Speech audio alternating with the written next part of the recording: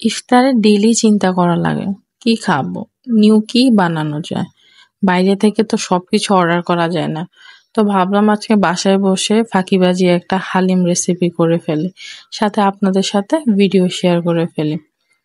আসসালামু আলাইকুম, welcome back to my channel. বসে বসে ভাবতেছিলাম যে আজকে নিউ কি বানাবো।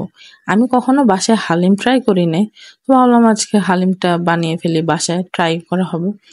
তো রাঁধুনি হালিম মিক্স নিয়ে নিলাম। তো ডালগুলাকে আমি গরম পানি দিয়ে ভিজিয়ে নিলাম।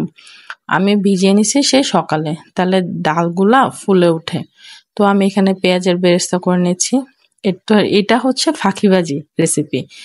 আমার কাছে গরুর মাংস রান্না করা ছিল। তো আমি কি করছি, গরুর মাংসগুলার মধ্যে হালিমের ডাল মিক্স করে দিয়ে এটাকে ভেজে নিছি অনেকক্ষণ। তারপরে গরম পানি মিক্স করে এটার মধ্যে লবণ দিয়ে এরপরে নাড়তেই আসি।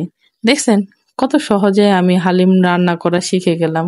তো 1 ঘন্টা ধরে হালিমটাকে ভালো মতো রান্না করে তার মধ্যে পেঁয়াজের বেরেস্তা দিয়ে আর হালিমের মশলা দিয়ে তৈরি করে ফেললাম। আমার হালিম রান্না করতে 1.5 ঘন্টার মতো টাইম লাগলো। এই যে আমার হালিম রেডি, ডেকোরেশন করে নিচ্ছি। আপনারা যার মতো ডেকোরেশন করে নিতে পারেন। দেখেন তো কেমন হয়েছে। আর আজকের ভিডিও এই পর্যন্ত।